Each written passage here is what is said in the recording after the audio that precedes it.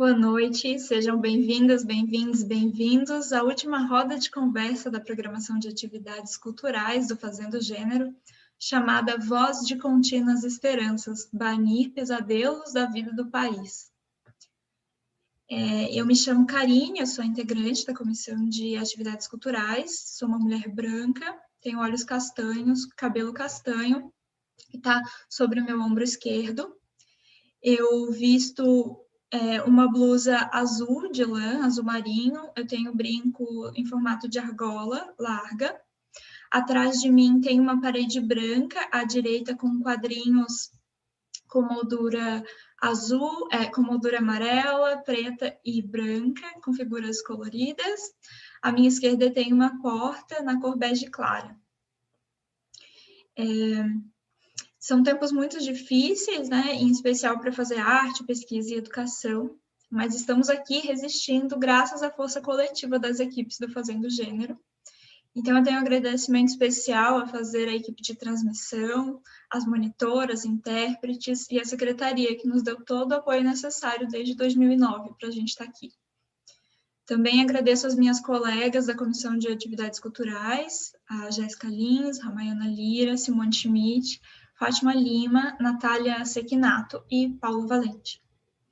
Um agradecimento especial à Comissão de Movimentos Sociais, que nos colocou em contato com os ativistas que somaram as nossas discussões e a nossa programação. A nossa programação cultural ela é composta de performances, apresentações musicais, peças de teatro, que reverberam nos nossos corpos. Mas com a pandemia, os artistas e ativistas toparam o desafio de nos presentearem com obras potentes em vídeo, que estão disponíveis nesse canal 1 do Fazendo Gênero até o final do evento. Eu agradeço também a presença da nossa mediadora, Tuane Paz. A Tuane Paz é multiartista, formada em teatro pelo UDESC, trabalha com arte desde a infância, atuando nas áreas de teatro, cinema, música, criação, produção e arte-educação. Ela é mestranda no programa de pós-graduação em teatro, também da UDESC, com pesquisa na área de cultura e arte negra, decolonização, tensões entre racismo e cruzamento entre arte e política nas produções de conhecimento das artes, coletividade e cultura pop. É produtora e atriz do primeiro coletivo de teatro negro de Santa Catarina, o coletivo NEGA, Negras Experimentações Grupo de Arte. E antes de passar a palavra a Tuane, eu gostaria de exibir aqui um vídeo com um trechinho de cada um dos trabalhos, para dar um gostinho para vocês. E aí depois vocês podem assistir aos vídeos completos na playlist Programação Cultural desse mesmo canal. Boa conversa!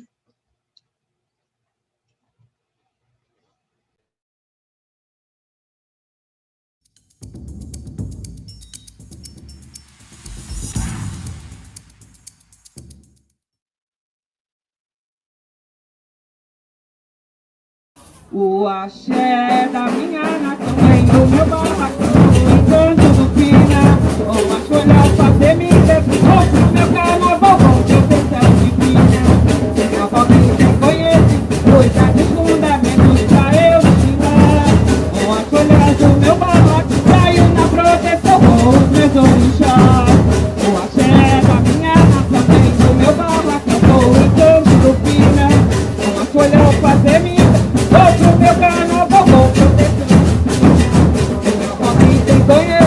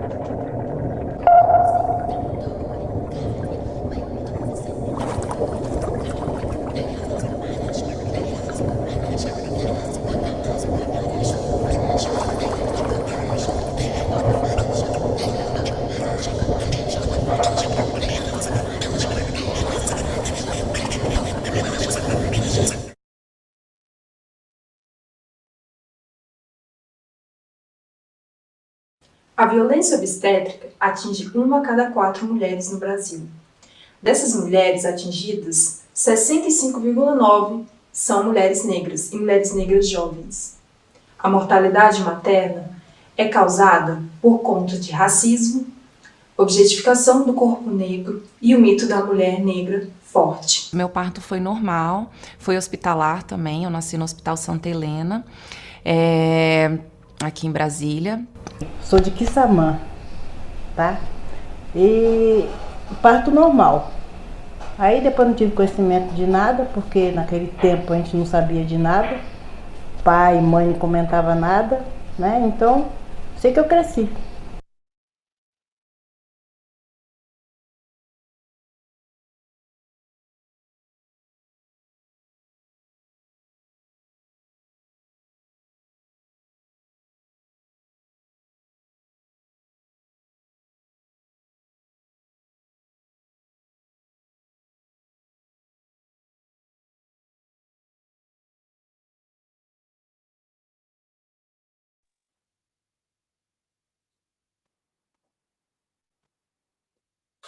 Olá, gente, boa noite. Eu me chamo Tuani.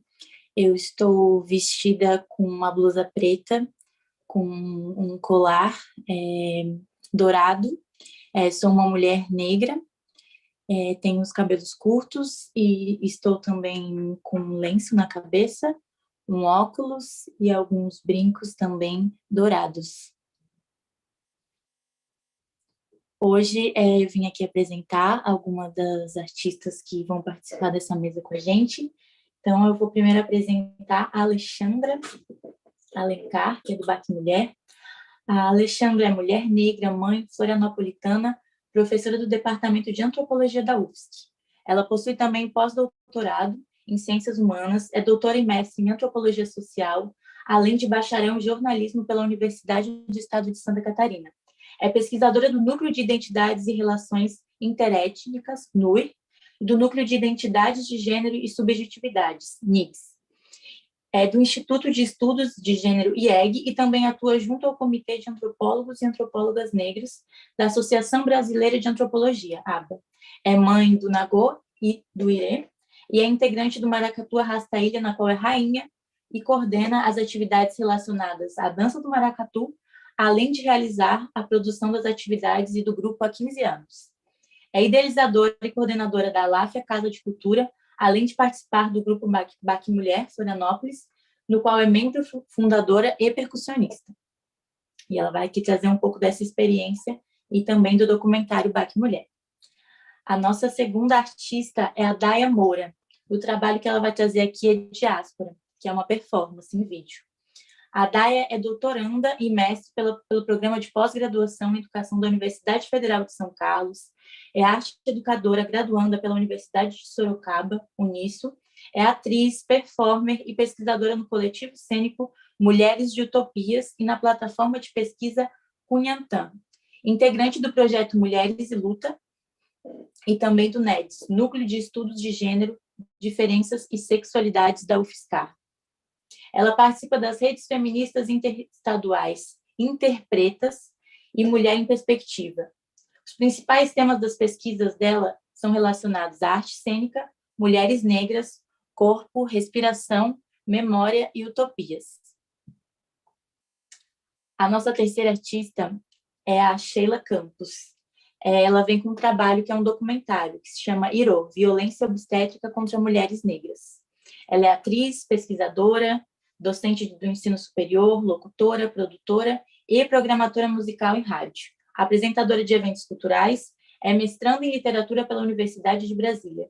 Possui especialização em direção teatral e graduação em artes cênicas, com habilitação em interpretação teatral pela Universidade de Brasília. E hoje cada uma delas vai trazer um pouquinho desse processo, dessa experiência criativa, artística e também pessoal das suas vivências e das suas pesquisas. Obrigada por vocês estarem aqui, sejam bem-vindas, e acho que a gente começa com a Alexandra, né, Xanda? Boa noite a todas, a todos, a todes. Sou a Alexandra Alencar, sou uma mulher negra, os cabelos curtos, crespos, estou com um turbante rosa e laranja, estou com fone de ouvido, brincos laranja, estou com a camiseta branca com o logo do Baque Mulher, e ao meu fundo tem um fundo de madeira, né? E primeiro quero agradecer a organização do Fazendo Gênero pela oportunidade, pelo convite, principalmente a todas as meninas e envolvidos aí da Comissão de Cultura que prepararam esse encontro, né? Para mim está sendo assim um privilégio nesse dia de hoje, Dia da Mulher Negra, tá partilhando essa roda com mulheres que são tão potentes, né? E eu espero que por meio dessa roda a gente possa aí constituir pontes entre os nossos fazeres artísticos. Então, o tema da nossa roda, né, essa voz de contínuas esperanças em meio aos pesadelos, eu acredito que a minha fala vai muito concentrar nesse ato, que é o ato de esperançar. Eu acho que acreditar que é possível a realização em meio a cenários tão adversos é um dos fundamentos do movimento Baque Mulher, né? Para quem não conhece, o movimento Baque Mulher, ele nasce em 2008, no bairro do Pina, em Recife, com a mestra Joana Dark Cavalcante, né, que é a idealizadora desse movimento, e ele começa de uma forma, de uma microação, que é levar as meninas da comunidade para irem para o centro histórico do Recife, fazer um piquenique, falar sobre as suas vivências, tocar em maracatu. E esse movimento, ele gera uma transformação tão grande que ele transborda Recife.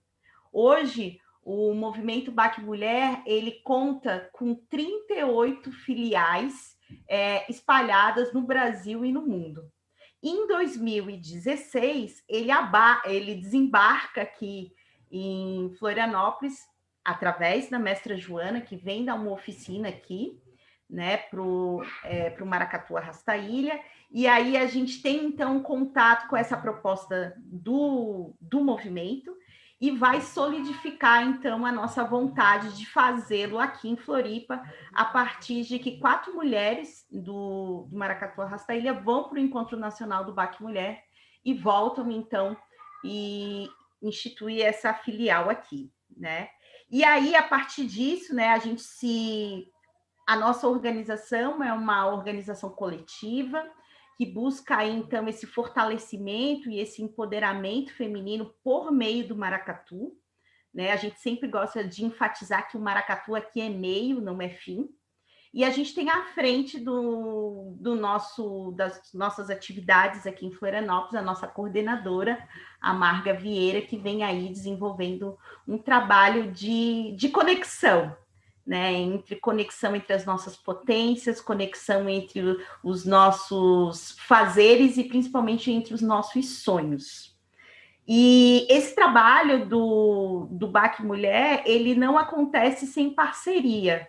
Ao longo de todos esses anos, né, desde 2016, a gente vem contando principalmente aí com a parceria do Maracatu Arrasta-Ilha e, fundamentalmente, com o Instituto Arco-Íris de Direitos Humanos, que é quem nos oferece aí essa organização estrutural, onde a gente realiza os nossos encontros, aonde a gente guarda os nossos materiais, né? Então, a gente é muito grata a essas duas instituições por nos ajudarem a caminhar, porque a gente acredita que ninguém caminha sozinho, e por todas as conexões e partilhas que a gente foi realizando com outras instituições também de movimentos sociais, tanto feministas, movimentos sociais negros e de outras causas que a gente acredita, né? As nossas ações, né, e aí a Tony falou um pouquinho da questão do processo criativo, a gente possui ações permanentes,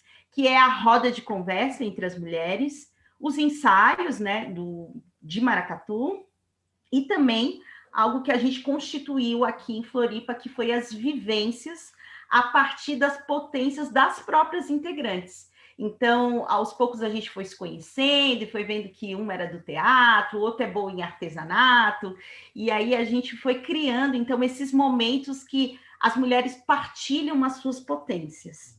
Né? Para além dessas ações permanentes, que nossos encontros acontecem todas as quintas-feiras, né? Até então, antes da pandemia, no Instituto Arco-Íris, mas agora a gente vem seguindo de forma remota, né, por meio dessas inúmeras plataformas aí, que também foi a pandemia, eu costumo dizer que ela pontuou, principalmente para as práticas culturais negras, um processo de reinvenção. A gente está o tempo inteiro reinventando esse nosso fazer, e foi constituindo projetos também, né? Então, um dos nossos projetos é o calendário Pérolas Negras Raiz Ancestral, a qual desde 2020, a cada mês, a gente homenageia uma mulher negra que possui uma trajetória relevante aqui, né, para o contexto de Florianópolis. Então, a gente, no ano de 2020, foram 12 mulheres, e essas mulheres, essa homenagem, ela constitui, assim, da gente publicar a trajetória dessa mulher, que é um texto que a própria Pérola envia para a gente publiciza nos nossos meios, né, nas redes sociais, no Instagram, e aí depois a gente faz essa vivência com essa pérola, é uma vivência fechada para as integrantes, né, no sentido de promover esse lugar íntimo, uma maior conexão, e tem sido um momento de muita aprendizagem, assim, por vezes são momentos muito emocionantes, onde a gente chora, a gente ri, e tem sido muito potente isso para as outras mulheres, né? Além disso, esse projeto, ele desembocou em um outro projeto, que é o projeto Mulheres Negras que nos Inspiram, Bençam as Nossas Ancestrais, que daí é uma homenagem a mulheres negras protagonistas aqui do contexto de Florianópolis, mas que tem mais de 80 anos. Então, a gente apenas, né, faz essa divulgação da trajetória, muito porque a maioria dessas senhoras, né, dessas nossas ancestrais aí, elas ou não tem uma familiaridade com a questão do remoto, ou mesmo estão com alguma questão de saúde que impede essa realização dessas vivências. E aí, a gente tem algo que iniciou como uma vontade, né? Tudo começa com um sonho. E era um sonho de, quando a gente fazia os cortejos, principalmente no contexto da cidade aqui, né, de Floripa, a gente sentia as nossas loas, as nossas músicas, elas são mensagens que vão proporcionar aí uma reflexão sobre o empoderamento feminino, contra as violências, né, contra todas as formas de opressão. E a gente, para além de tocar e cantar, a gente tinha uma necessidade, um sonho de produzir um material físico que a gente pudesse entregar para essas mulheres que nos acompanham nos nossos cortejos, muito como um movimento de divulgar os canais de denúncia e também redes de acolhimento, né, caso elas estejam passando por alguma situação de violência. Esse material estava no planejamento anual, né, de 2020, veio a pandemia. E aí a gente, né, na impossibilidade de fazer e poder entregar para as mulheres, e a partir das nossas outras pesquisas, a gente desenvolveu, então, uma plataforma que é uma rede de acolhimento do BAC Mulher Floripa, onde a gente colocou todas essas informações que a gente acha relevante no processo de divulgar esses canais para essas mulheres terem acesso, para denunciarem, né? E outros materiais também sobre o que é violência, quais são os tipos de violência. Então, a gente veio trabalhando essa plataforma, né? Ela tem sido um dos nossos carros-chefes de trabalho, até nesse vídeo que está na playlist, né? Que a Karine a Tuane comentou, a Karin também, a gente tem ali o link da plataforma, né, bacmulher.com.br, para quem quiser assistir, e esse projeto acabou resultando num portfólio muito importante que nos levou a ser, então, contempladas com um edital do ICOM, que é o Instituto Comunitário da Grande Florianópolis, é o edital de prevenção e enfrentamento à violência contra a mulher.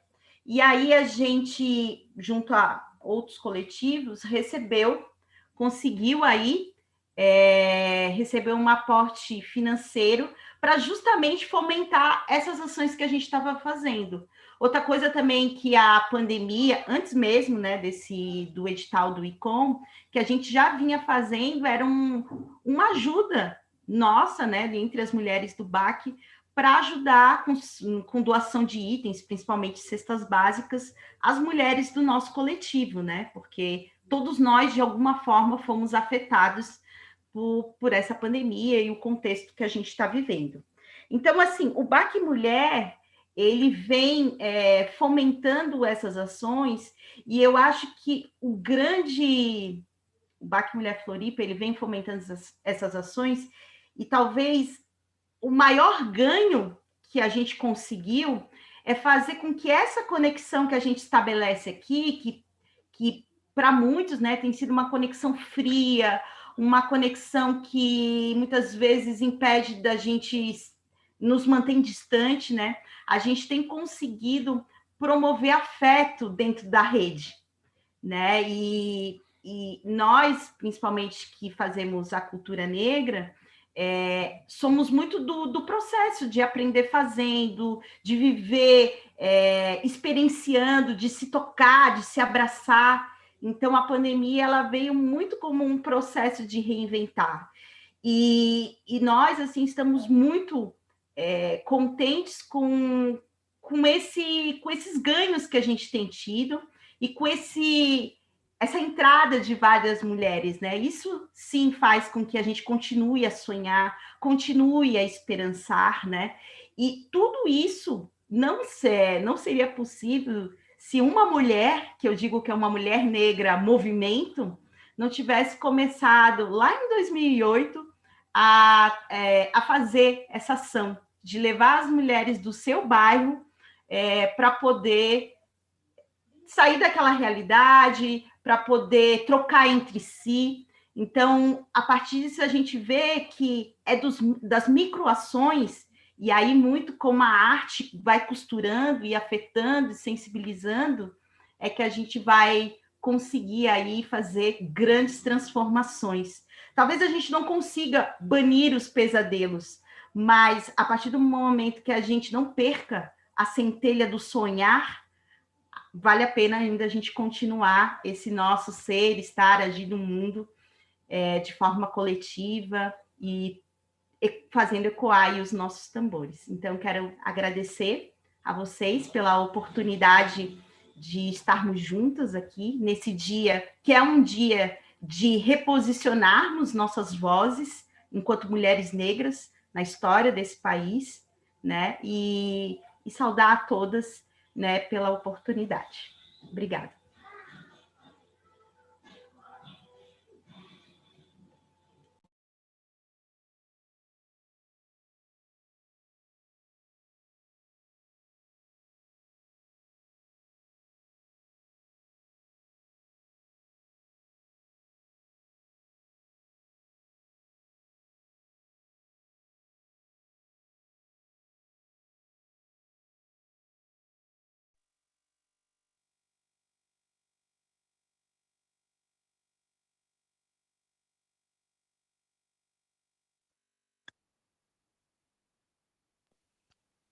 Oi, gente, eu estava no mudo.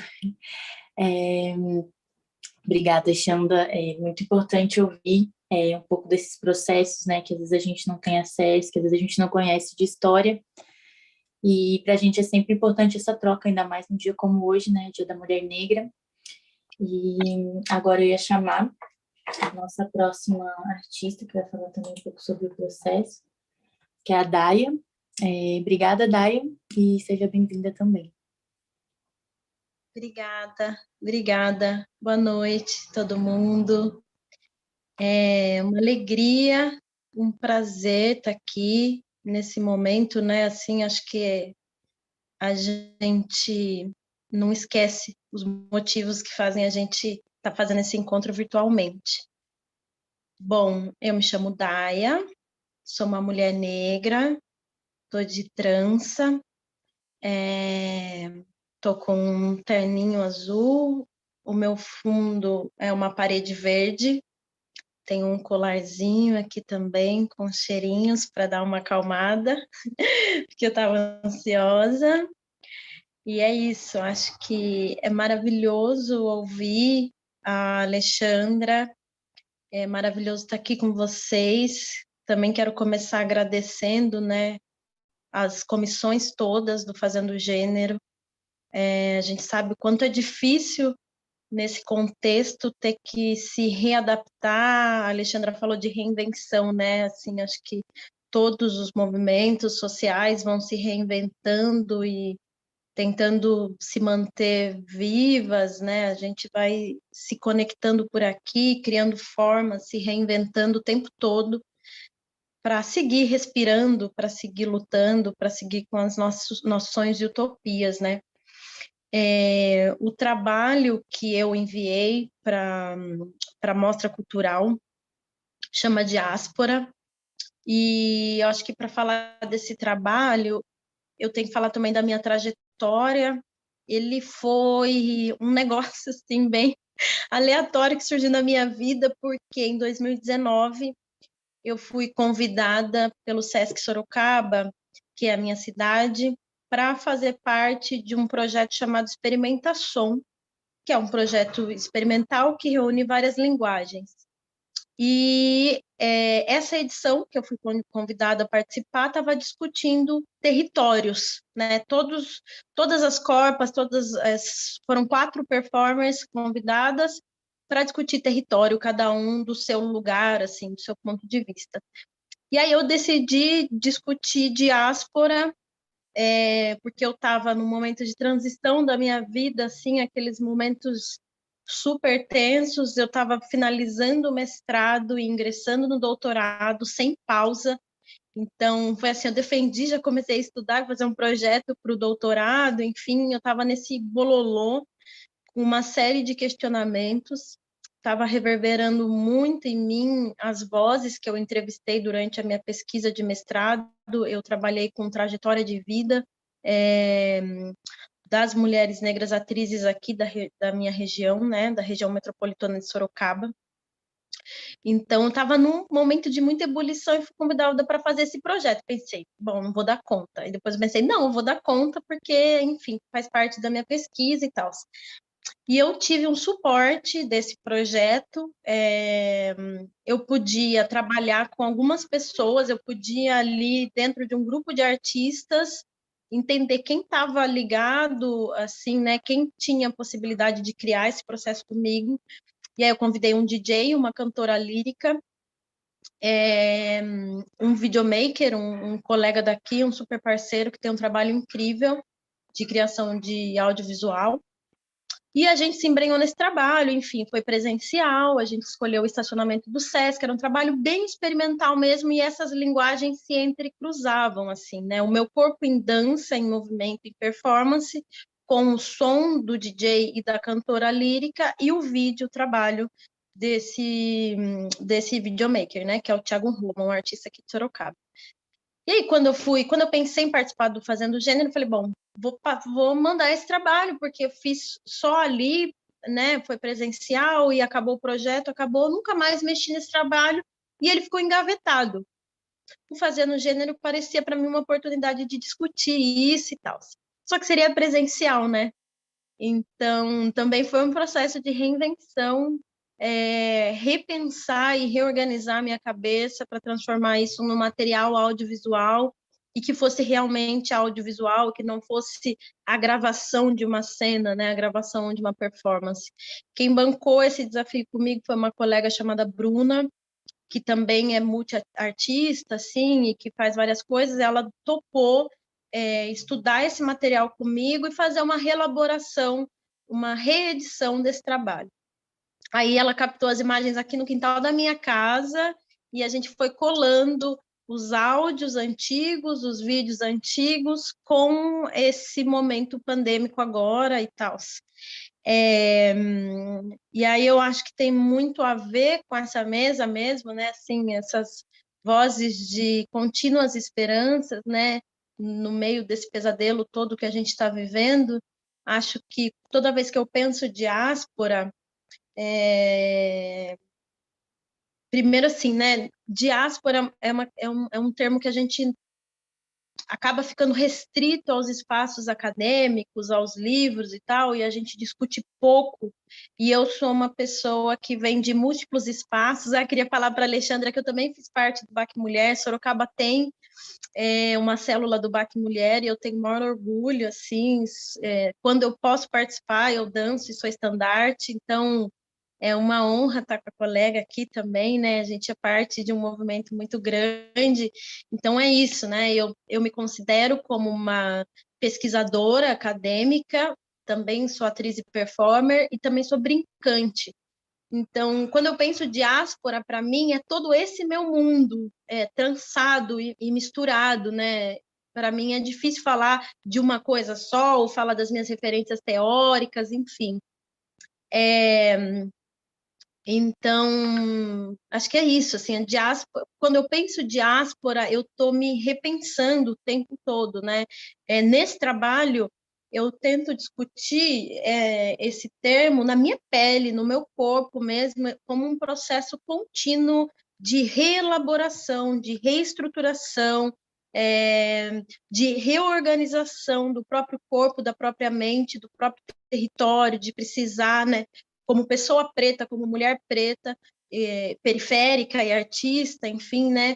O tempo todo precisando e numa urgência da malandragem mesmo, né? Então, eu acho que a minha forma de pensar diáspora hoje, né? Porque eu não sempre pensei assim, eu também estou mudando muito, né?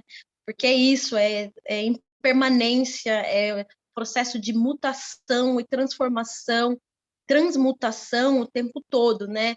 No sinônimo, se a gente for pensar o significado dessa palavra, diáspora tem a ver com um fenômeno de migração forçada, né? E as diásporas negras são pensadas a partir do processo de escravidão, a partir do momento em que a negritude é sequestrada, arrancada, violentada, sai de África e se espalha pelo mundo por conta, né, do processo de escravização, enfim. E quando chega nesses outros lugares, quando chega em novas terras, no nosso caso, chegando aqui nas Américas, precisa de uma escuta, precisa de o tempo todo de uma energia vigorosa de memória, né? Porque a nossa memória, a memória dos nossos ancestrais, a memória do que a gente aprendeu em África, que faz com que a gente viva aqui, consiga se reelaborar. A gente não trouxe nada, né? A gente veio com o próprio corpo, a gente veio com o que a gente tinha dentro, e é o que a gente tinha dentro que a gente põe para fora e transforma nas nossas culturas, nas nossas artes, no nosso modo civilizatório, no nosso jeito de, nas nossas estéticas, na nossa palavra, no nosso vocabulário, no nosso jeito de pensar e de ver o mundo, que é sempre coletivo, enfim, né? E aí eu acho que é um pouco disso que eu queria falar para apresentar o trabalho.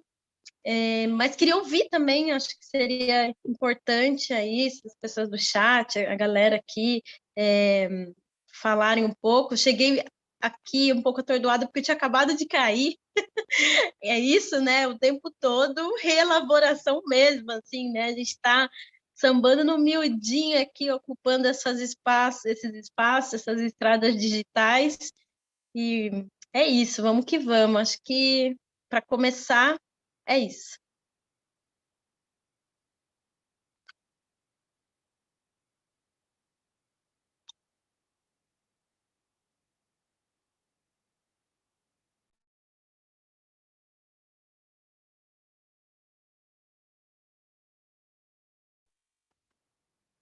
Obrigada pelas palavras também. É muito louco perceber o quanto por mais que as nossas trajetórias sejam diferentes, como elas se cruzam, né, em encruzilhadas tanto de vivência quanto de pesquisa, quanto de várias outras referências, né, dentro desse mundo, dessa vontade de entender o que é essa colonização, como nossos corpos se relacionam com isso, né?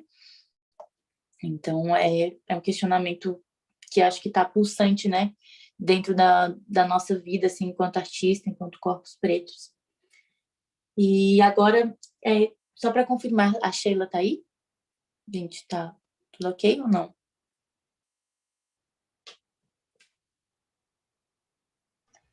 A Sheila não conseguiu se conectar, ela não pôde comparecer. Mas eu acho importante, pelo menos, só falar quem ela é, né? O trabalho, ou a gente continua? Pode anunciar que ela é, afinal, o trabalho tá disponível no YouTube, né? Ah, sim, então. A Sheila, que infelizmente não pôde comparecer, mas que também é uma das convidadas da mesa de hoje, ela está com um trabalho que é Hiro, que é um documentário sobre a violência obstétrica contra mulheres negras. E ela é atriz, pesquisadora, docente. E esse documentário traz um pouco dessas vivências também, né? É uma outra forma de dialogar, né? A gente tem um grupo, tem uma performance e tem o doc. Então, infelizmente, ela não pôde estar presente, mas essas trocas, né? Que a gente se conecta enquanto artistas que pesquisam coisas parecidas. Eu acho que agora a gente abre para perguntas, se eu não me engano. Gostaria de agradecer as colocações de todas vocês e saber o que a gente vai ouvir agora, né? O que a gente vai dialogar de forma mais aberta, assim, também tem algumas questões para trazer para vocês, mas vou esperar as perguntas do público.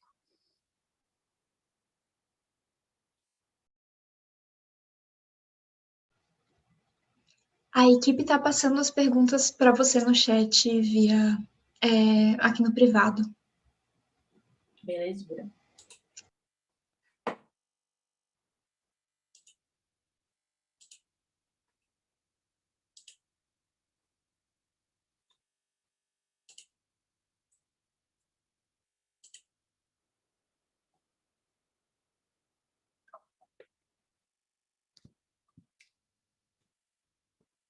A primeira pergunta aqui é da Jéssica Lins de Souza, e essa pergunta vai para a Xanda e para a Daya.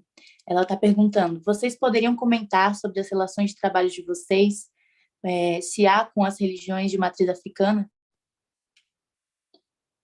E a outra pergunta é da Jéssica Lins também, que é Xanda e Daya. Ah, não, é a mesma pergunta, só que veio 2 vezes aqui, gente. Aí gostaria que vocês dessem uma palavrinha, né, sobre o assunto.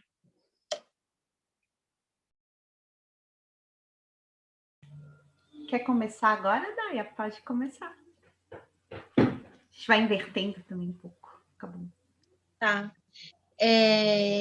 Eu acho que nesse trabalho, especificamente, eu tive, assim... É louco, né? Porque eu tô repensando esse trabalho agora. Eu revisitei, eu assisti 2 vezes antes para fazer essa conversa. E me vendo e vendo essas imagens, tal, revendo, eu pensei um monte de coisa, mas eu acho que ele é um acúmulo da minha experiência como artista também.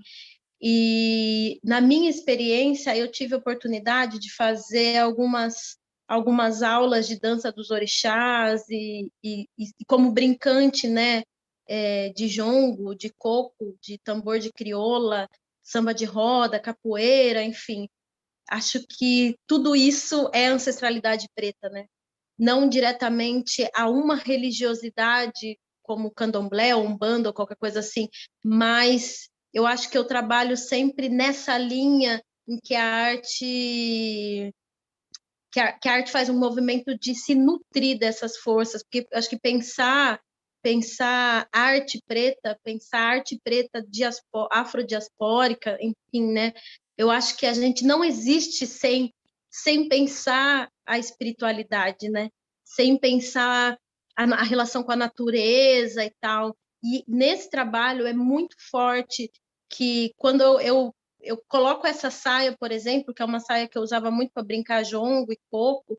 Quando eu coloco essa saia, o meu corpo muda, assim. É impressionante como a força do tambor, ela vai ficando na gente, né? E é um trabalho experimental, mas todas as partituras que eu vou desenvolvendo ao longo do tempo, elas têm a ver com as coisas que me compõem, né? Assim, eu acho que eu não consigo mais me ver como ser humano longe das danças pretas. Assim. Eu acho que o tambor é a pulsação da minha respiração e, enfim, eu acho que é um pouco disso nesse trabalho. E especificamente, eu acho que eu fiz um pouco de samba de roda, um pouco de tambor de crioula, enfim, é uma miscelânea de coisas mesmo.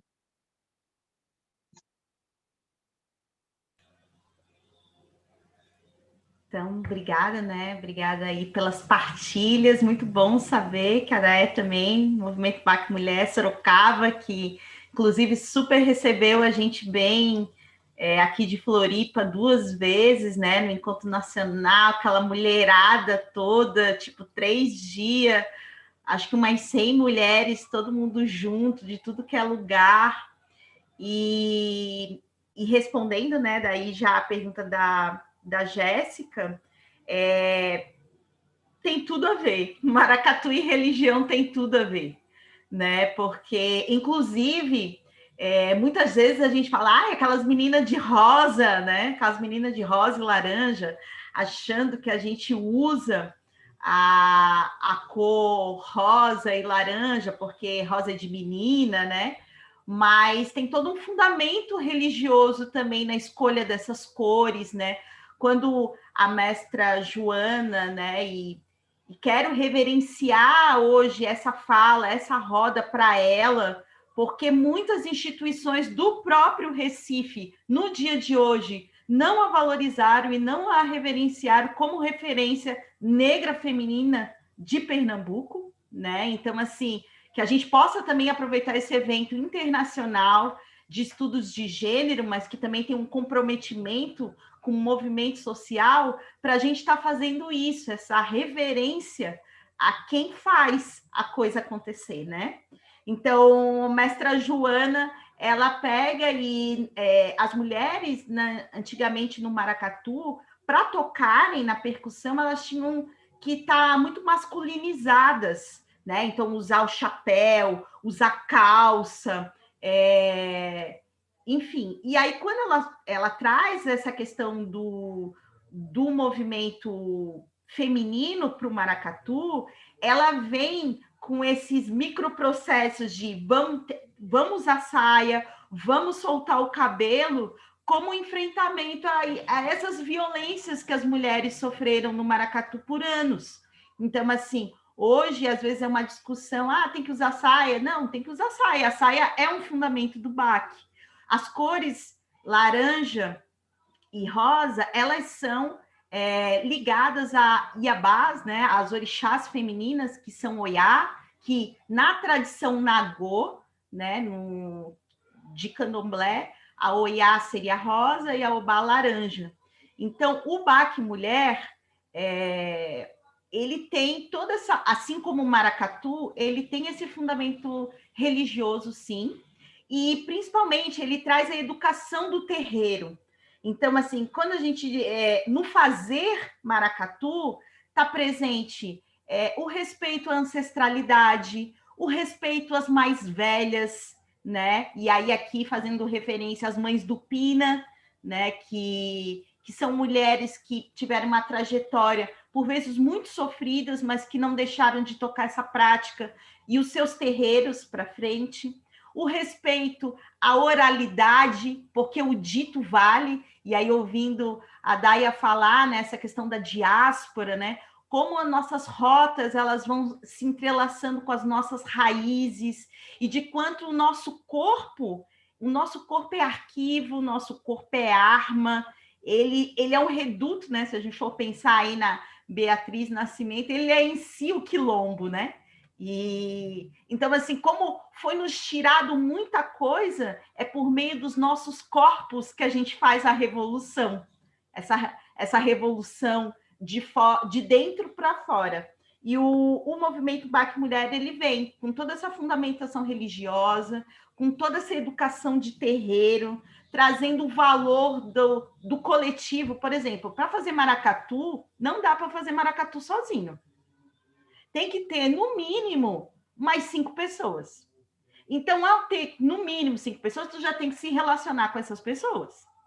Então, a própria prática vai te ensinando o valor do outro, de quando você tem que dividir, o valor da comungabilidade, né? Então, não tem para onde fugir. É terreiro, sim, é educação de terreiro, são os valores afrocivilizatórios, e isso é que conduz o nosso fazer. E quem acha que não tem fundamento, o próprio maracatu vai mostrando ao longo do tempo que tem. Então, ele mesmo mostra, ninguém precisa dizer. Deixa eu mostrar rapidinho, Alexandra. Foi falando da mestra, também quero saudar a mestra Joana, e eu achei aqui a minha camiseta, que eu guardo com todo carinho.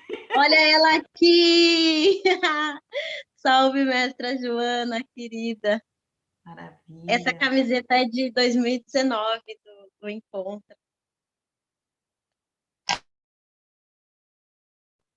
Muito bom ouvir vocês, gente. Eu vou passar agora para a segunda pergunta que a gente recebeu aqui. Só um segundinho aqui. Eu, às vezes, me perco nesse Zoom, gente.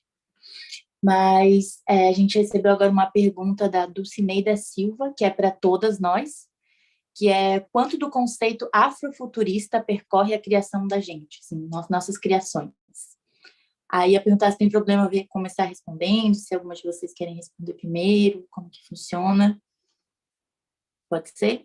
Então, eu não falei muito sobre o meu trabalho aqui, né, até porque não é o local, mas como gosto muito do tema, acho interessante trazer rapidamente, né, porque quero ouvir mais vocês.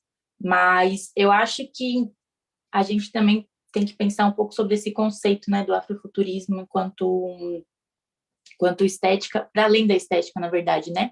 Porque há essa visão de que o afrofuturismo seria um futuro negro meio high-tech, né? E, né, também passa por isso, mas dentro do meu trabalho eu considero o afrofuturismo duas coisas muito importantes, que são esse resgate dessa nossa história, dessa ancestralidade, essa pesquisa, né? Essa pesquisa de fato real sobre de onde vem, onde estamos e de onde a gente veio, né? E eu acho que isso é muito afrofuturista no sentido de que não tem como a gente pensar numa perspectiva de futuro se a gente não conhece o nosso passado, né? De como esse passado normalmente está descaracterizado ou de que ele está fragmentado. E aí isso cria todas essas lacunas e, de alguma forma, as nossas pesquisas, às vezes, são uma tentativa, né, de preencher todas essas lacunas que nos constroem enquanto corpos pretos, frutos de diáspora, né? Então, acredito que na minha pesquisa isso acaba se tornando um pouco mais evidente. Hoje, não era isso antes, sempre trabalhei com essa coisa mais direta, assim, dentro do coletivo Nega, né? Discutindo a questão racial, e hoje, óbvio que isso continua em pauta, mas também procurando pesquisar para além dos nossos sofrimentos, né, que são também uma pauta importante que precisa ser discutida diariamente, mas trazer elementos de cura, né, para o nosso trabalho, das nossas relações, e entender que nós somos frutos da colonização e do racismo, mas que ele nos atravessa e que ele não pode nos definir enquanto corpos pretos, né, que a gente precisa ter outras relações e que buscar esse passado é também uma forma de reconstruir o futuro. Então, acho que na minha pesquisa vai nesse sentido, assim.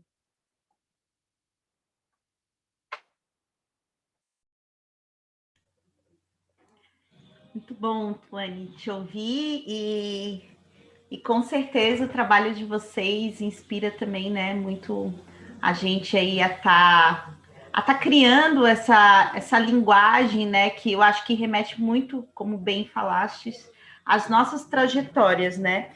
Eu percebo, Dulcineia, que às vezes a gente, enquanto sujeitos negros, por conta de vivermos numa sociedade que é estruturada pelo racismo, é estruturada pelo machismo, a gente vira e mexe catapultado para esse passado de opressão, esse passado que quer nos inferiorizar, esse passado que quer nos retirar a agência, né? E vez por outra a gente sofre coisas no presente que nos levam para esse passado.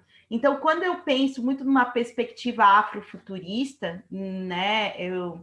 Não é algo que eu me aprofundo, né? Mas assim, quando eu penso em relação a isso, eu penso muito nessa perspectiva do sonhar, do acreditar, de fazer diferente, do esperançar, que a gente começou, né, a falar sobre o esperançar. Então, eu percebo isso que a Tuane falou, da necessidade da gente olhar para o nosso ser, estar, agir no mundo como forma de estratégia, que pode ajudar não só nós, sujeitos negros, mas também outros, né? Porque passamos por tantas coisas e continuamos resistindo, que temos aí um arsenal de mandinga, de ginga, né? Que nos leva aí a persistir. Por exemplo, em relação à questão do autocuidado, dentro dessa ideia da rede, nós do BAC Mulher criamos, utilizando, sabe aqueles sites de amigo secreto que a gente tem no final do ano, que usa com a família, aquele negócio todo? Então, daí a gente pegou aquele site e a gente criou mensalmente, assim, no começo a gente fazia mais, agora a gente passou um pouco mais por causa de outras ações, mas a gente fazia uma amiga secreta, e por aquele site lá que sorteava, só que o mimo, que a gente chamava o presente de mimo de amor, era algo que a gente construía a partir das nossas potências.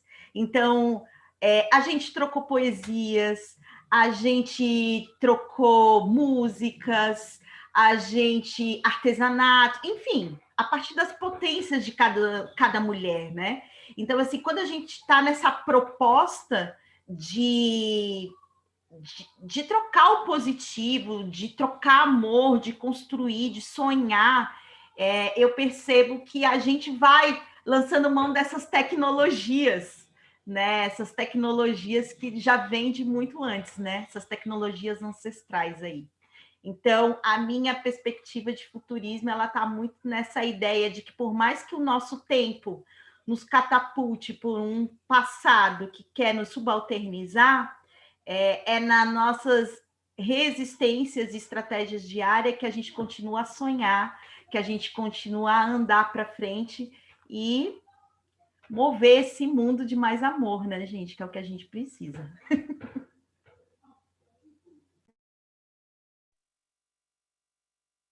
Que massa, é muito lindo ouvir vocês. Que importante um espaço assim, né, que é com as nossas vozes especificamente, e a gente aqui trocando como irmãs, né, porque vocês estão falando e é como se a voz de vocês estivesse saindo de dentro de mim, é muito emocionante.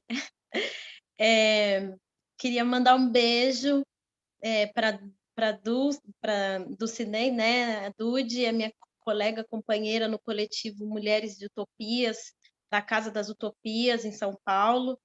E, assim, acho que nesse processo, especificamente, também, né, pensar, para mim, afrofuturismo tem a ver com as camadas de tempo, como vocês estão dizendo, né, passado, presente, futuro, entrelaçado, e com muita ginga, com muita mandinga, para que quando a gente faz essa volta ao passado, né, o banzo não capture a gente, né, porque quando a gente é capturado pelo medo, pela dor, pelo desespero de perceber coisas do passado se reatualizando agora, principalmente por conta desse governo genocida, a tendência é paralisar, e eu confesso que eu fico, né, é uma montanha-russa das emoções dessa pandemia, de tempos em tempos a gente sente o músculo paralisando, e a gente que lida com as artes da presença, né, as artes do corpo, são artes da presença, a gente sente muito, gente, o que é um maracatu? O que é quando o BAC de Mulher se reúne, assim, eu fico lembrando, porque os estudos também me afastaram um pouco dos movimentos de cultura popular, né? E eu sinto muita falta de sentir o tambor ressoando na rua e enfim, mas acho que para pensar esse termo afrofuturismo nesse meu processo aqui de diáspora desse vídeo, tem uma coisa assim que é de um risco tremendo de bancar esse mergulho, como a Tuane falou e como a Alexandra falou também. A gente tem que bancar muito rememorar o nosso passado. Mas aí eu também tento rememorar um hiperpassado, sabe? Chegar lá nos nossos matriarcados africanos mesmo e pensar o quanto aquelas lembranças lá também nos pertencem e a gente também pode atualizar elas agora. Nesse vídeo eu tentei trabalhar com dourado e com vermelho e trazer mesmo a ideia de beleza para minha célula, sabe? Trazer saúde para o corpo através do movimento, trazer fartura de alegria, de sinuosidade, pensar essa estética do movimento preto, essas, né, no plural, porque não é uma só, mas o quanto isso, quando a gente vai cavucando o nosso passado e trazendo isso para agora, também é um processo de plantar, né, de semear um sonho para o futuro, né? Eu finalizo esse vídeo com a força da natureza, assim, com a terra brotando, com a terra germinando, com um girassol em fast motion crescendo, assim, né? Uma flor muito amarela, assim, né? Que eu sempre vejo luz, assim, né? Essa potência, esse poder da beleza, da alegria, da força da terra e principalmente de uma característica de se reestruturar, de se chove a gente é capaz de recriar, a gente é capaz de ressemear, se a gente está em contato, em comunicação com as forças da terra, com as forças da natureza, com nossos orixás, com o nosso tambor vibrando dentro da gente, a gente é capaz de se firmar enquanto ser humano quando o mundo inteiro diz o contrário, né? Desumaniza a nossa experiência, hipersexualiza a nossa experiência, principalmente a gente que está na arte, que está nos brinquedos populares, que está no carnaval, enfim, a Alexandra falou de agência, né? Ginga também, é isso, a gente vai com a memória, com a força das nossas ancestrais, ressignificando, reatualizando e sim, né, explorando também as tecnologias, é um putz de um desafio isso aqui, e para mim fazer esse processo, não fosse essa minha colega Bruna, não seria possível, porque eu tenho os aplicativos, eu baixo os aplicativos, mas é isso, a gente está aprendendo enquanto faz, né? Ninguém nasceu sabendo fazer uma transmissão, meu. A gente vai aprendendo, errando, caindo, enfim. Acho que é um pouco disso.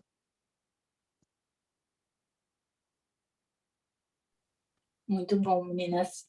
A gente tem uma outra pergunta, que é da Simone Schmidt, que ela pergunta assim: queridas, gostaria que comentasse no alcance da experiência de uma corporealidade negra no contexto atual, de epidemia e necropolítica.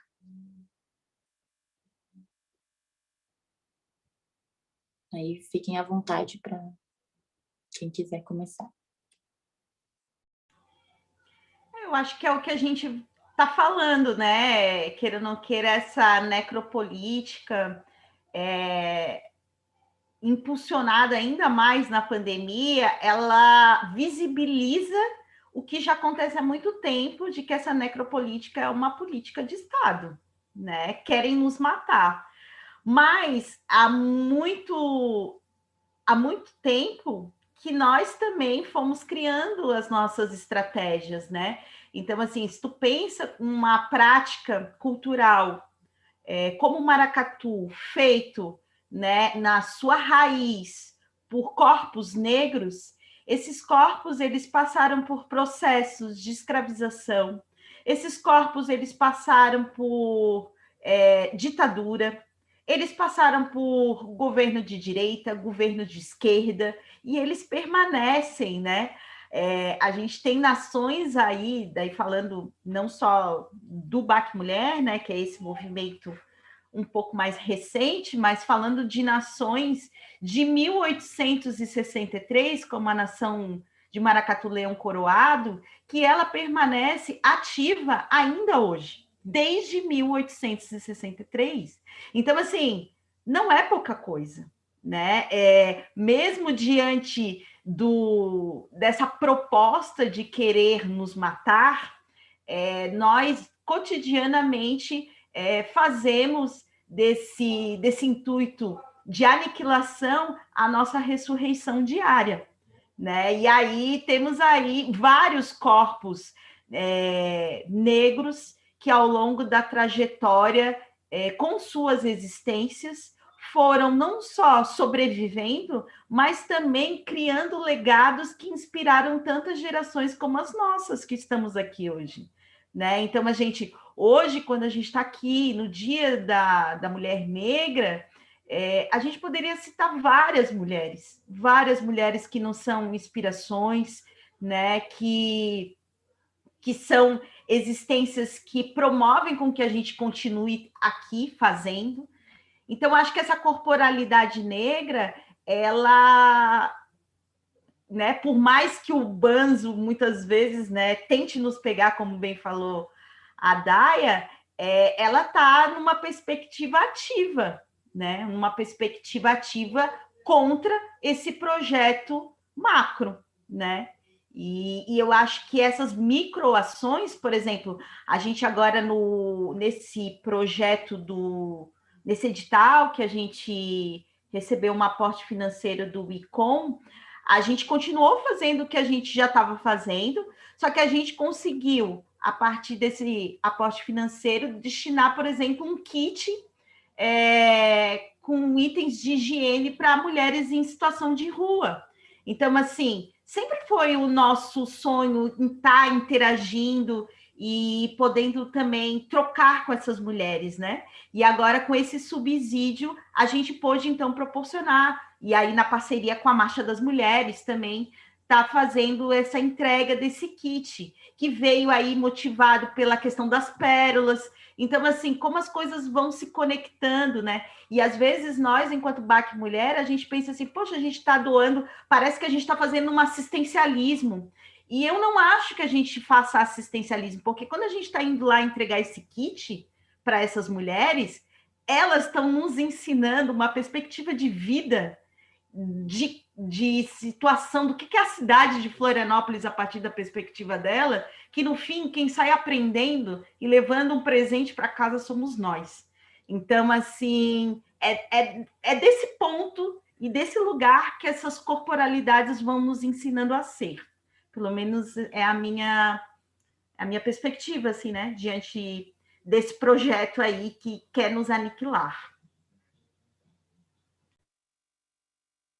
É isso, é isso.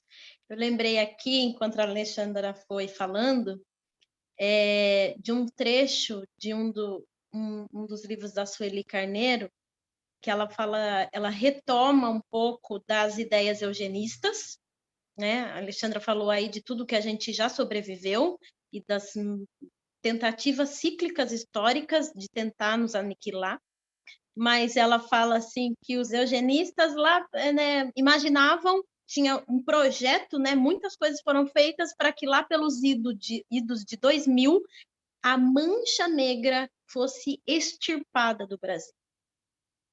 E a gente está aqui em 2021, sendo mais da metade da população, bem mais da metade da população, e botando fogo no monumento do Borba Gato. Eu não vejo a hora de botar fogo nos monumentos aqui da minha cidade também.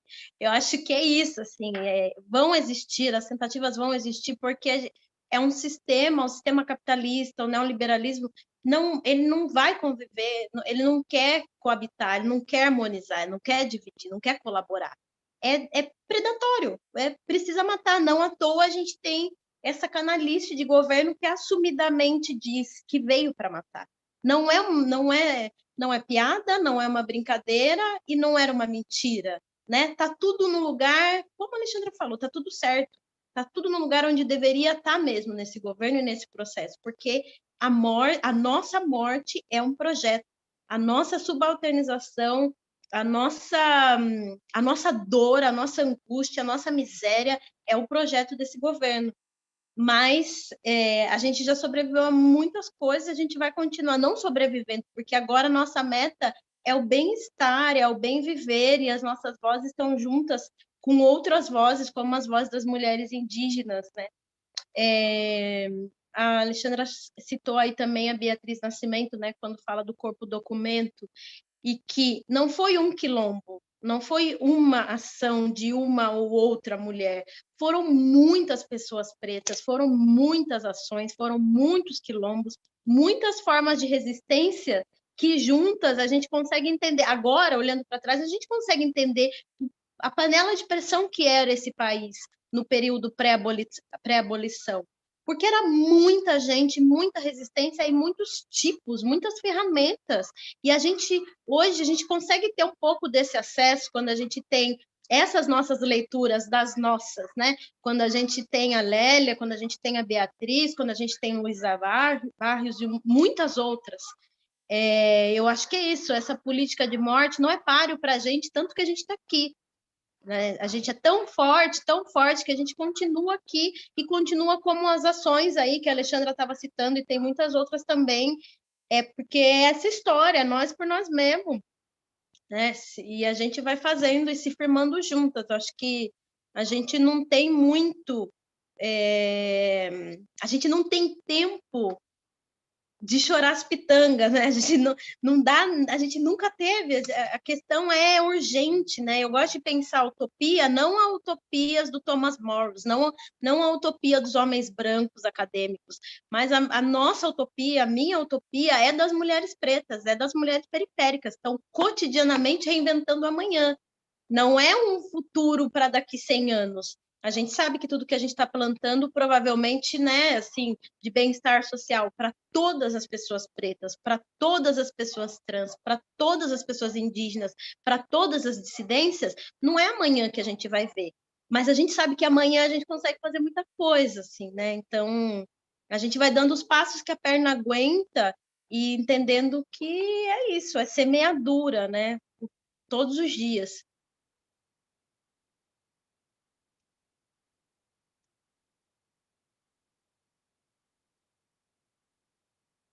Sim, é isso, Tuane. Desculpa, ficou mudo, eu fiquei preocupada, mas foi só no final. Só para contribuir um pouco, né? Eu acredito que dentro dessa perspectiva existe uma coisa também que a gente, que vocês já falaram também, mas que as nossas experiências no contexto pandêmico, elas mudaram muito, né? Então, para a gente, para a cultura negra, a arte negra, afro-brasileira, né? A gente tem muito essa perspectiva de coletivo, de se tocar, de se encontrar, de fazer as coisas em grupo, né? Isso é um valor afrocivilizatório. Me corrija se eu estiver errado, Xanda. Mas, assim, eu acredito que dentro desse contexto da pandemia, nosso alcance enquanto experiência de corporeidade, eu acho que ela realmente está sendo atingida muito mais, né? Por conta, primeiro, de que a gente consegue ver, por conta da pandemia, essas diferenças sociais gritantes, né? De acesso, né? Quem tem acesso a uma boa câmera, a um bom equipamento, quem que pode se conectar, né? Quem que pode se deslocar. E, ao mesmo tempo que essa perspectiva de estar sozinho, né? Adoece os nossos corpos. Eu, pelo menos, né? Como experiência pessoal, fiquei muito tempo adoecida mentalmente e fisicamente isso também acaba trazendo. E isso se coloca em todas as áreas, né, da nossa arte, como que a gente consegue fazer as coisas, né? Como que esses corpos pretos que trabalham diretamente com a arte da presença, né? Como é que eles sobrevivem a um momento em que você não pode estar presente, né? Ou que você não pode estar com os seus, porque, querendo ou não, a gente está vivendo um momento de 5, 10 anos para cá, 8 anos, um momento de reconstrução, de se conectar, né? Enquanto população preta, de muito mais visibilidade nas mídias, de muito mais debate público sobre as nossas questões. E aí, quando a pandemia chega, ela traz esses problemas, né? Eles se agravam, né, para a gente. E eu acho que essa corporeidade, com certeza, e essa experiência, ela é muito afetada, infelizmente, e que é o que a gente faz, o que a gente, pelo menos o que eu tento, o que eu vejo as pessoas ao meu redor, é fazer o que a gente sempre fez, né? Que é se reconstruir, criar novos mecanismos para resistir, né? Que é o que acontece com o samba, que é o que acontece com o rap, que acontece com o funk, né? Que são todos advindos da nossa cultura de rua. E eu acho que essa é a questão que mais se afetou, assim, se fosse pensar. Porque todas as manifestações de cultura negra, todas as manifestações de arte negra, né? Porque para mim está nesse lugar, a gente faz arte. Não é só única e exclusivamente cultura, mas está nesse lugar de arte também. Elas vêm da rua, elas vêm da roda, a roda de samba, a roda de rap, né? A roda de capoeira, elas vêm desse encontro. E aí, quando a gente não tem a possibilidade de se encontrar, a gente não consegue desenvolver esse conhecimento coletivo, porque essa corporeidade também traz conhecimento. Muitas das coisas que eu aprendi enquanto artista, enquanto corpo preto que faz arte, foi na batalha de rap, não foi na universidade. Na universidade, claro, tive base teórica, várias coisas legais que a gente aproveita, né? E acaba que não é nem uma questão de escolha, mas está incrustado, porque tem a ver com a nossa formação. Mas quando eu aprendi a ser artista mesmo foi quando eu comecei a rimar, improvisar e meter a cara. E essas experiências nos trazem outras relações. E estar sem elas, ou essa coisa dessa volta aos poucos, né? Essa volta ao coletivo, ela é complicada, assim. Então, acho que é um momento bem complexo para nós, enquanto artistas e corpos pretos, mas que espero, né, que logo a gente consiga voltar a se encontrar, a trocar mais, né, enfim. Total. Tuane, só para complementar o que você está falando, uma coisa que foi fundamental e que tem sido para mim as redes sociais. Eu sempre fui super crítica, assim, tem um problema de tempos em tempos. Eu não tenho mais Facebook, por exemplo. De tempos em tempos eu saio do Instagram, assim, tem uma relação de amor e ódio com as redes sociais.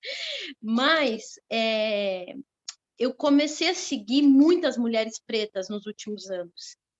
E aprender com elas a me cuidar, porque assim, né, a gente que está em vários lugares, a gente vai trabalhando e vai se atropelando. E aí a pandemia também foi esse momento para mim, não que tenha sido bom, claro que não é, né, porque a gente vai assim pela dor profunda, pelo adoecimento, como você falou, mas começou a acontecer comigo uma coisa louca, não sei se isso acontece com vocês, mas eu realmente senti as presenças das minhas irmãs pretas aqui na minha casa comigo. Eu não sei explicar, eu estou elaborando isso agora, mas quando eu vejo uma menina, uma moça, uma mulher preta falando no Instagram, dando dicas de cuidado de pele, de chá, de corpo, de tudo, tem de tudo. É intenso. Acho que o virtual também está sendo reorientado na minha cabeça, sabe? Acho que eu estou conseguindo pensar a virtualidade de outro modo. Uma conexão mesmo pela pele, pela experiência, como a gente está dizendo aqui, que está me salvando, assim, está sendo a minha base, esses encontros virtuais, os grupos de estudos que eu faço parte, Novos Caras, minhas colegas do teatro, tá nessas reuniões, tá vendo essas lives, enfim, participando, tem dado conta de alguma maneira, claro que não é o ideal e que não é bom, a gente sabe que não é, mas o movimento e o trabalho das minhas irmãs pretas tem me ativado, assim. Quis falar isso porque me veio, e eu acho que é importante também essas pessoas que estão firmes nas redes sociais, essas mulheres que têm um ativismo firme nas redes sociais, está dando resultado, assim, pelo menos para mim tem sido uma base forte, saber que elas estão trabalhando e que a gente pode se cuidar mesmo que à distância, assim, sabe? Também só somando, né? Eu acho que esse momento da pandemia, o primeiro momento, assim, principalmente para a gente que faz essas práticas culturais, artísticas, negras, né? Ela deu um baque. E não foi um baque de maracatu, né? Mas deixou aquela baqueado no sentido, cara, como é que a gente vai fazer agora? Se a gente porque a gente também vinha num caminho de trabalhar mais a necessidade da presença, do toque, do aprender junto, né? Aprender por meio de vivências, né? E tentando quebrar por meio dessas vivências a geografia, talvez uma perspectiva mais eurocêntrica, de mesa e todo mundo atrás do outro, não, é roda, né? E eu acho que uma das coisas que a pandemia me proporcionou e que eu tenho tentado levar para os coletivos que eu faço parte é essa ideia da potência do micro. Então, assim, hoje, quando a gente sai na rua, a gente está com a máscara e a gente tem os olhares, né? Então, esse olhar, ele tem que se fazer comunicar. Ele tem que ser um olhar que crie vínculo, né? Se a gente quer, já que esse hoje é a zona que a gente tem de contato.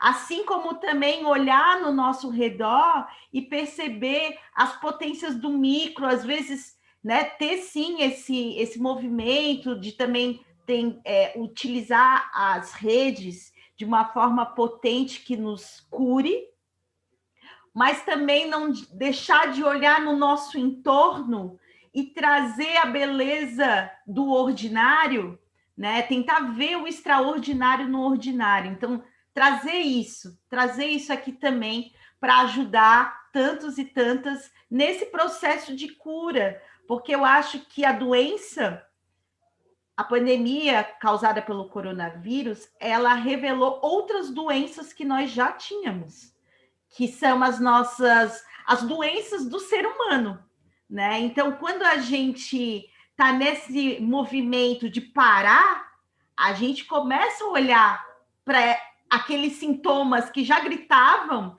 mas que a gente, na correria do dia, não parava para prestar atenção. Então, assim, tá, beleza, agora a gente está de frente para o problema, vamos tentar trazer essas tecnologias ancestrais, os tambores, os rituais, enfim, né? Que a gente vai também criando, cada um da sua forma, daquilo que faz bem, né?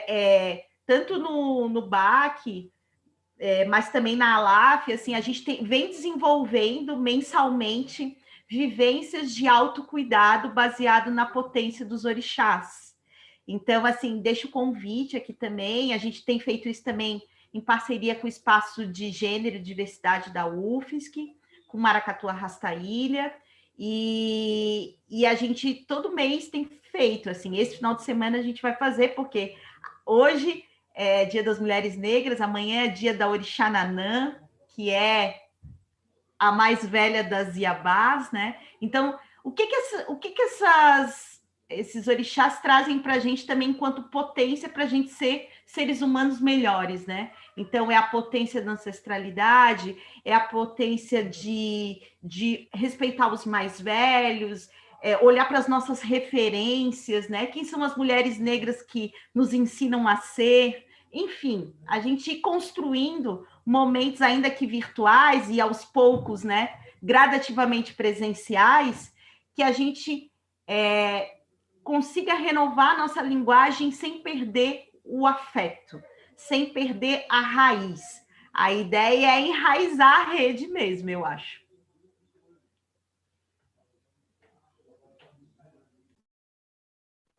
É sobre isso, né?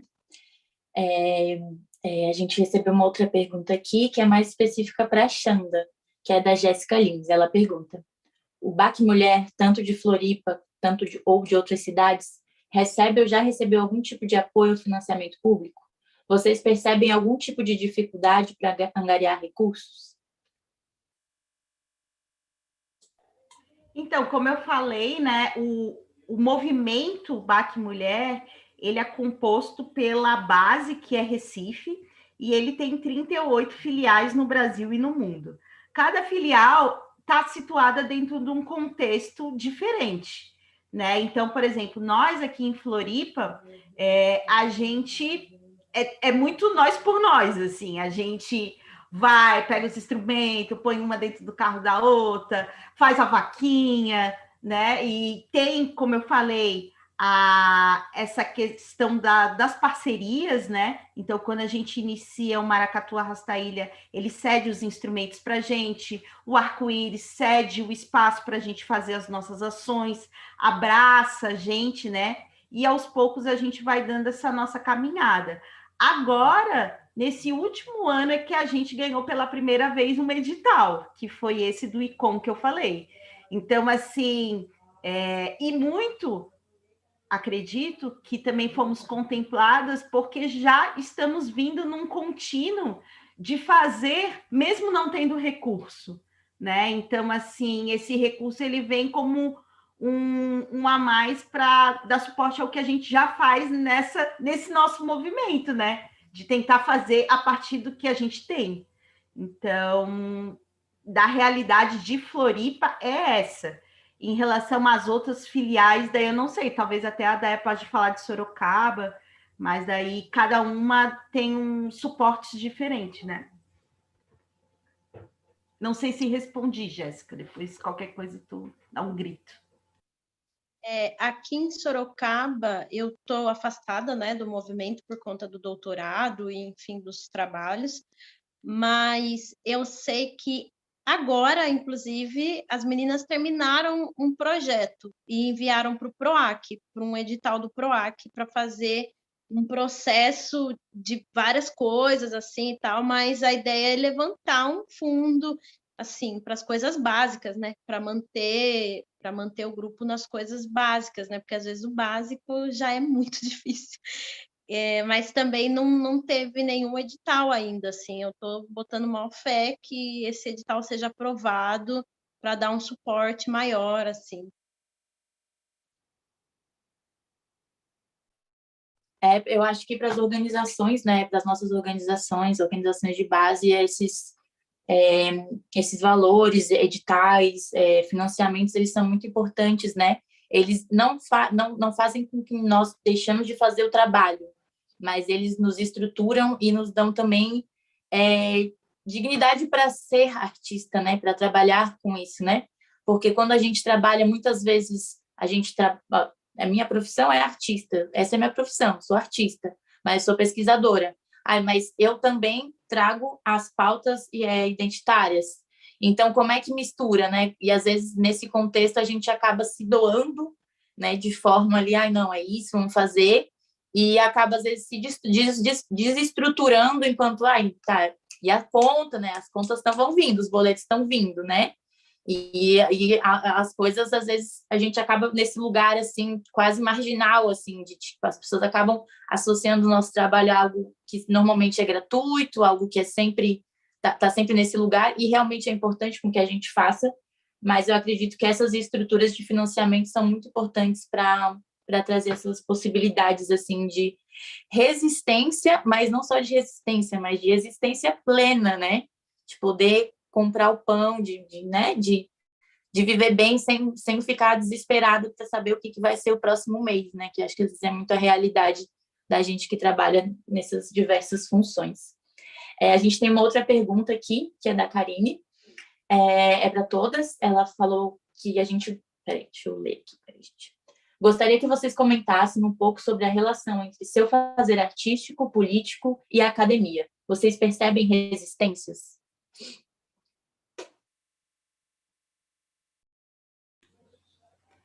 Então, eu particularmente sempre levo meus fazeres artísticos para a academia, assim, não vejo dissociados, né? Nas minhas aulas sempre falo do maracatu, porque eu acredito que para além da academia, né, também essa é a minha missão, né? E aonde eu estiver, eu vou estar executando ela. Mas eu vejo que a gente está num processo da academia que nos coloca aí que graças aos movimentos sociais, né, movimentos sociais negros, a gente conseguiu ter legislações que garantam uma maior presença de outros corpos, né, corpos até então subalternizados, que passam a estar dentro da academia. E a partir do momento que eles estão na academia, eles começam a perceber o modus operandi da academia e identificar que a estrutura que rege a academia é uma estrutura racista, machista. Então, assim, começa a se querer a questionar o que está posto. Então, assim, muitas vezes as pessoas, até participando de outra mesa, falaram, qual a diferença que você vê entre ação afirmativa e política de reparação? Eu acho que a ação afirmativa, gosto de usar esse termo, porque ela está para além da pessoa que é usuária da política de ação afirmativa. A ação afirmativa é para toda a universidade, né? Porque ao receber esses sujeitos, a universidade se repensa. A universidade, pelo menos, a ideia é que ela se repense, a ideia é que ela se questione, né? A gente está tentando fazer essa tarefa pedagógica também da universidade se refazer. E um dos aspectos que eu vejo que, de alguma maneira, impacta o nosso fazer artístico, que, aliás, a gente poderia constituir pontos maiores, na própria constituição dos currículos, né? Eu acho que a gente tem que fazer ocupações curriculares, e que eles possam tomar esses conhecimentos produzidos em práticas culturais negras, como também epistemologias, que vão fazer e que vão formar um profissional mais completo, a qual a diversidade, como princípio formativo, vai estar ali na base da formação dessa pessoa. Então, eu, pelo menos, tenho tentado pensar em que medida a gente precisa, como fazer essa ocupação curricular, como trazer esses saberes que muitas vezes, né, ficam como apêndice. Temos a parte artística, ela é uma apêndice do evento acadêmico. Não, eu acho que ela é um espaço de constituição de saber, tal qual mesas, tal qual conferências, e é importante que a gente comece a colocar as coisas no pé de igualdade e não tornar a parte artística e cultural como apêndice. Né? Nós não somos apêndice, nós estamos constituindo, a partir desse lugar, conhecimento. E eu acho que é assim que eu vejo a interface aí dessas dimensões na produção do conhecimento científico. Arrasou. Me identifico também, e tem umas coisas engraçadas que acontecem, né, nesse sentido. Você vai produzir um evento, as pessoas, comissão organizadora e tudo isso. Daí, pensa-se uma grana para as pessoas da mesa, para os convidados, para os mamões que vêm de fora. E aí, a parte das atividades culturais, as apresentações artísticas, que normalmente são feitas pelas pessoas da cidade, as pessoas sequer vão lembrar de oferecer transporte, alimentação, e aí fica assim, evidente o quanto aqui a gente chama de perfumaria. Você quer ter uma apresentação artística para ser a perfumaria do seu evento, mas você não quer pagar para o artista que vai vir compartilhar a pesquisa dele. A UFSCar, aqui onde eu tô, é longe pra caramba, assim, né? Não é todo artista que tem transporte, por exemplo, para chegar. Enfim, essa é uma super crítica, mas isso aos poucos também, por conta de estarmos lá, enquanto artistas, pensando isso também, esse panorama está mudando, porque a gente se embrenha nas coisas e fala, não, eu não vou chamar minha colega se ela não for vir em pé de igualdade para trabalhar aqui, se a gente não for reconhecer, legitimar e valorizar o trabalho dela. Acho que isso está uma efervescência agora, né? Acho que é uma coisa do momento mesmo que tá acontecendo, mas, como a Alexandra falou, é preciso que a gente esteja, né? Assim, essas políticas. Eu fui bolsista na universidade particular na minha graduação, com uma bolsa de dentro da universidade. Eu trabalhava na universidade, ganhava bolsa e estudava, trabalhava meio período, estudava meio período. Aí, 10 anos depois, voltei a estudar, e no mestrado, que foi recente, fui bolsista CAPES, e agora no doutorado estou também no meu primeiro semestre de bolsista, também bolsista CAPES, demanda social. Sem essas políticas, sem essas bolsas, eu não estaria aqui e eu não desenvolveria o que eu desenvolvo, porque como vocês estão falando aí, né? O boleto chega. Ninguém consegue ter dedicação exclusiva para ler o tanto que a gente tem que ler, para estudar o tanto que a gente tem que estudar, escrever, publicar, enfim, é uma demanda de vida de trabalho que é muito intensa. Então, acho que é super importante falar sobre isso também, né? Falar de inserção, de uma presença maior, mas também falar de permanência, porque está espinhoso. Continuar nesse processo de pandemia está super difícil. Eu cumpri estágio recentemente com uma turma de graduação em biologia, e assim, era super complicado, porque as pessoas estão dentro da casa delas, junto com as famílias, enfim, as pessoas, às vezes os temas que a gente lida são temas super sensíveis também, as pessoas não podem falar.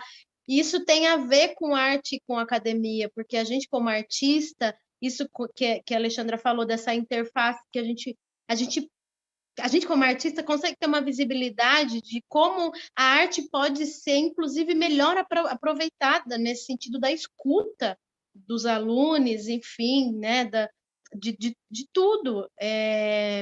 Eu vejo com bons olhos, acho que tem muito avanço acontecendo, mas os avanços acontecem pelo enfrentamento, pela tensão, pelo conflito, pelas tretas, né, nos programas, enfim. Mas e sinto também que o meu processo hoje em dia, quando eu olho para a minha escrita, isso que a Alexandra falou, agora eu consigo olhar com mais maturidade, mas antes eu senti uma pressão de que o meu texto nunca era bom o suficiente. Eu nunca sou acadêmico o suficiente, eu nunca tenho um vocabulário suficiente, eu me sentia sempre em falta, sempre precisando me chegar num lugar que eu não sabia onde era, assim, uma pressão absurda. Mas é porque eu venho de um outro mundo, aí eu tenho contato com texto, e eu estou num programa de educação, eu não estou num programa de arte. Então, assim, às vezes eu leio um texto e eu falo, gente, para quem que esse texto foi escrito? Então, quando eu mudo essa chave de pensamento e penso que eu estou escrevendo para a minha comunidade, que é a Zona Norte de Sorocaba. Eu quero que a minha comunidade, em algum momento, me leia. Eu estou escrevendo para a minha família, para as mulheres da minha família. Eu estou escrevendo para a minha ancestralidade. Eu estou escrevendo, enfim, né? E aí eu acho que, nesse sentido, a arte me impulsiona a me manter na academia e, inclusive, transgredir, né? Como ensina a Bell Hooks, assim, né? Pensar essa educação como um ato transgressor.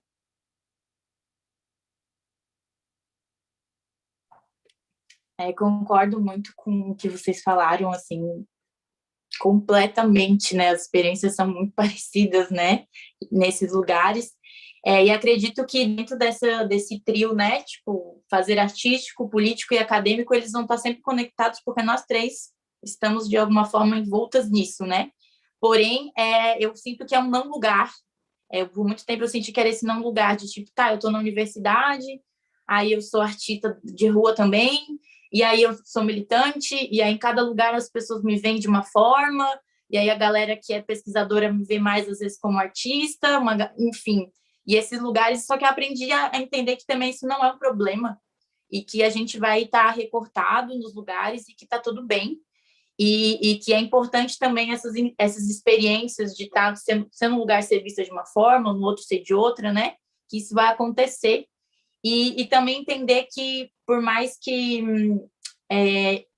eu nunca digo que eu sou acadêmica, né? Eu estou na universidade, eu estou acadêmica, né? Mas isso não me define, né? Eu não sou universitária. E acho que, para mim, a universidade é esse lugar que é uma base, querendo ou não, porque entrei com 17, 18 anos, continuo, né? Comunicando por lá, mas ao mesmo tempo que é um lugar assim que eu sei que é uma bolha, que eu sei que é um lugar específico e que eu uso desse espaço realmente estrategicamente para sobreviver e ter uma estabilidade financeira. É esse lugar. E poder pesquisar e fazer a minha arte para outras pessoas. Então, para mim, eu não consigo mais diferenciar assim, não, isso é arte, isso é pesquisa. Não. A minha pesquisa acadêmica está completamente relacionada à minha prática, e a minha prática também não vive sem uma pesquisa, não vai sair do nada. E acho importante pautar isso, porque às vezes as pessoas acham que, principalmente artistas negras que falam sobre as suas trajetórias, não pesquisam, né? Que é só, eu peguei a minha vivência, joguei no mundo, e é isso. Não, a gente pesquisa, ninguém artistas, militantes ou pessoas pretas, no geral, não nascem sabendo tudo sobre racismo, sobre questão racial, né? São vários anos de estudo, de pesquisa, de interesse. A gente não nasceu com esse conhecimento vem de estudo, né? E acho importante pautar isso, porque às vezes parece que, ai, nossa, você é mulher negra. Não, nem todos os corpos pretos têm esses conhecimentos, né? Por conta de vários acessos, e de entender que isso realmente é um trabalho nosso, e de como esse cruzamento ele é importante também. Porque aí tu traz uma coisa que é da rua para a universidade, tu traz, às vezes, alguma coisa que é boa da universidade para a rua, e tu vai misturando. E que também, às vezes, são traumáticos. São traumáticos porque dentro da universidade a gente, às vezes, não é visto como o pesquisador, como a pesquisadora, né? Principalmente por esse lugar realmente da arte, que é principalmente artista negra ainda, né? Porque esse lugar parece que é um pouco quase que uma falta de confiança, assim, de, ai, não, é o pessoal da arte, né, galera artista, né? Tá nesse lugar, assim, que às vezes fica, que parece que a gente não leva a sério, né? Arte é coisa séria, a gente leva a sério as coisas. E principalmente os coletivos e os grupos, eu acho que existe muito esse lugar que vocês falaram de, ai, vamos chamar tal pessoa porque precisa de um tema, né? Mas às vezes esquece que a pessoa também pesquisa, ou às vezes pesquisa e esquece que é artista, enfim, né? Eu acho que é uma característica muito comum, eu vejo em nós três aqui, por exemplo, que é essa coisa de multidisciplinaridade, né? E aí, dentro desse contexto, é muito difícil, principalmente para a galera branca ou a galera no geral, que assume essa questão de que tu tem que ser uma coisa, né? A colonização tem essa coisa do certo, errado, bom ou não, é feio, bonito, né? Essa binariedade que acaba tentando nos encaixar numa coisa quando, na verdade, a gente tem uma multiplicidade, né, de experiências, de trabalhos que tem a ver com a nossa cultura. Essa coisa de separar teatro, dança e música, né, dentro do nosso trabalho, às vezes isso é misturado, porque, de fato, é misturado, né? O corpo e mente, né? Também. A gente está aqui inteira, corpo e mente. Então, eu acho que essas encruzilhadas também, elas são ponte, encontro, às vezes afastamento, né? Vai depender, e a universidade é um desafio, né? Para as pessoas, às vezes, entenderem o que a gente fala e conseguir realmente entender, né? E respeitar o nosso trabalho, porque às vezes fica muito nessa cara de, não, ela está falando de racismo, está falando de sofrimento, né? Não, a gente está pesquisando, tem uma pesquisa aí, né? E eu bato muito nessa tecla, assim, nesse sentido. Acho que a gente já vai ter que entrar nos encaminhamentos finais. Tem uma última pergunta da Fátima, que é sobre o Dia da Mulher Negra. Ela perguntou especificamente para mim. Eu não sei se vai dar tempo de responder, então vou deixar assim no ar. E ela perguntou assim: no Dia da Mulher Negra Latino-Americana, Tuani, fale um pouco sobre a sua experiência em América Latina. Então, não vai dar muito para eu falar, eu acho, né? Porque a gente tem que e finalizando, recebi uma mensagem aqui no ponto que pode responder. Então, eu vou responder rapidamente. Sobre essas experiências, agora eu misturei os assuntos, gente. Enfim, sobre essas experiências de América Latina, sobre essas experiências enquanto mulher negra, eu acho que isso foi muito rico para mim. Eu tive experiências na Colômbia, no Peru e também no Uruguai, onde eu tive experiências de trocas com outros corpos pretos, e sempre que eu tive acesso a esses países e fazer essas trocas foram muito importantes, foram através de um projeto também, de um edital, de um projeto que eu criei dentro do Coletivo Negra, que se chama Mulheres Negras Resistem, do qual a gente ficou 4 anos sendo financiada pelo Fundo de Mulheres do Sul, com projetos de arte e educação, que também disponibilizavam essas trocas, né? Uma vez por ano a gente se encontrava todas essas mulheres da América Latina que também eram financiadas, e a gente se conectava, debatia, e a gente sempre acabava arranjando uma forma de se conectar mais ainda, né? E a partir dessa experiência a gente também criou uma rede de mulheres negras na América Latina, e eu acho que isso, de alguma forma, fortalece muito o nosso trabalho, pensando em hoje, Dia da Mulher Negra e Afro-Latina, né? Porque eu percebi que as realidades é a mesma coisa, né? A pessoa, às vezes, está lá longe, vive uma coisa muito parecida, né? E do quanto nós, enquanto corpos pretos que falam português, a gente ainda fica um pouco afastado, principalmente por conta da língua, mas que existe muita negritude, muita ancestralidade, muita coisa preta, né? Tipo, na Colômbia, por exemplo, eu não tinha essa noção antes de conhecer, né? E que não é vendido, né? Essa coisa do latino, né? Que hoje a gente tenta falar, as galera que pesquisa fala eixo sul global, né? Porque o latino também é algo que o colonizador nos impõe, né? Somos latinos, né? Somos subalternos, tá nesse sentido. E eu acredito que essas experiências são muito importantes porque existem várias formas de ser preto, né? E ser preto lá na Colômbia tem coisas parecidas, mas tem coisas diferentes. E a gente conhecendo essas culturas, de alguma forma, assim, não é que nem uma pessoa que vai lá fazer um turismo, né? Tipo, e vai tirar foto, não sei o quê. Não, rola uma troca, uma identificação. Elas querem saber como são as coisas aqui, eu quero saber como são as coisas lá, sabe? E aí, por mais que a gente esteja separado pela língua, essa necessidade de afeto, de troca, ela é tão grande que a gente se conecta muito facilmente. E às vezes não é só a pessoa lá longe, às vezes é com uma pessoa que está no ônibus, que eu sorrio, daqui a pouco eu estou conversando, porque é uma outra mulher preta, né? Então é porque a gente se olha e se identifica, assim, e isso eu acho que é enriquecedor e faz com que a gente não se sinta mais nessa coisa que acontece muito com as mulheres pretas, que é da autossabotagem, síndrome da impostora, né? Essa coisa de achar que a gente não acabou o suficiente.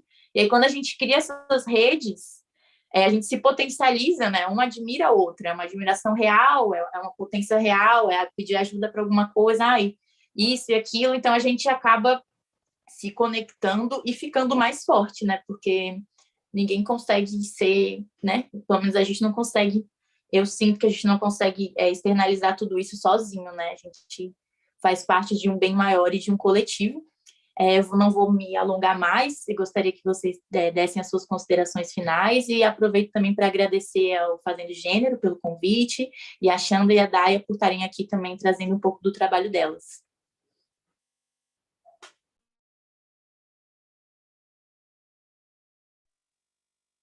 Obrigada, obrigada. Só quero agradecer mesmo aqui a essas comissões todas do Fazendo Gênero. Tá super bonito, assim. Eu fiquei esse final de semana imersa no canal.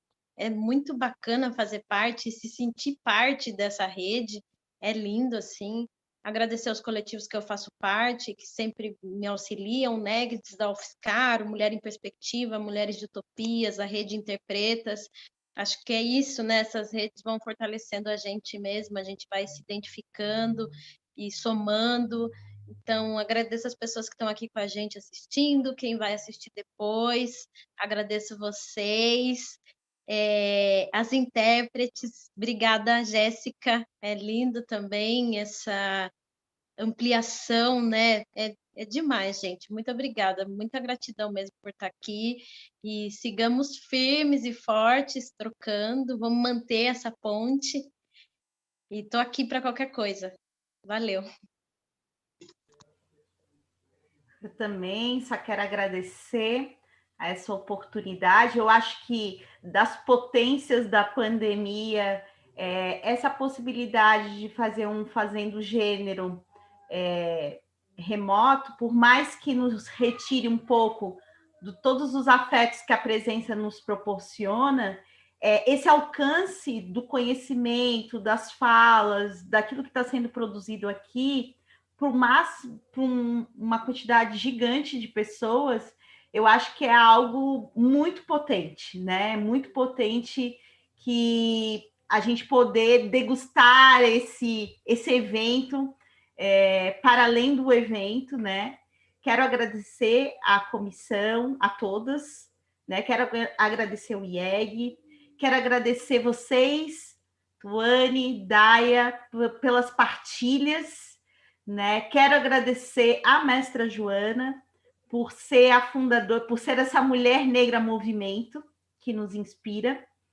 Quero agradecer a Marga, nossa coordenadora aqui do BM Floripa, e todas as mulheres que fazem esse movimento acontecer.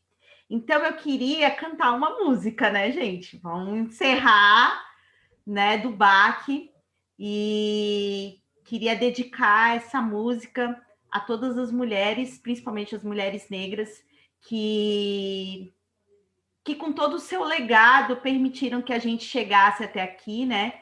E aí, parafraseando aí a Lélia Gonzalez e a Sueli Carneiro, nós não somos infantes, né? Não precisa nos tornar infantes, e nossos passos vêm de muito longe. Então, é a partir desse legado que a gente reposiciona nossas vozes na história e nos lugares onde a gente está, né? Então, a Loa é do Baque Mulher e fala assim: mulheres que lutaram pela liberdade, mulheres guerreiras guerrearam com todo fervor, mulheres que lutaram pela liberdade, mulheres guerreiras guerrearam com todo fervor, duvidam da capacidade e da força de uma mulher. Juntas nós somos mais fortes. Aqui quem fala é o Baque Mulher. Duvidam da capacidade e da força de uma mulher. Juntas nós somos mais fortes. Aqui quem fala é o Baque Mulher, guerreira de fogo, orixá da justiça, senhora dos ventos com todo fervor. Mulher, guerreira de fogo, orixá da justiça, senhora dos ventos com todo fervor. Então, só agradecer por essa partilha e que a gente continue aí fazendo, se reinventando. Também me coloco à disposição. Acho que vocês falaram, né, nas últimas falas, dessa nossa integralidade do fazer acadêmico, fazer artístico, né? Somos seres integrais e por essa integralidade, por essa dignidade que a gente se levanta todos os dias, né? Então, muito obrigada, gente.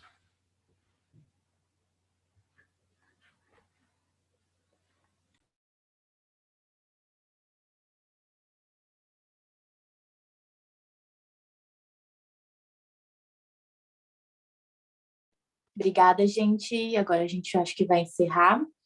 Queria agradecer todo mundo aí que ficou até agora, né, nos ouvindo, essas trocas.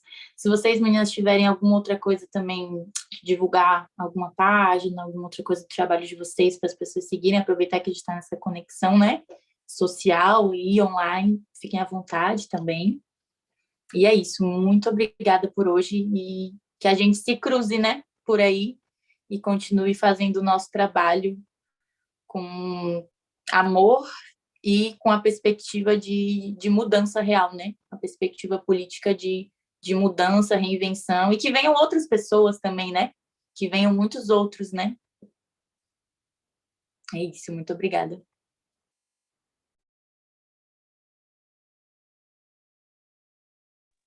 Obrigada.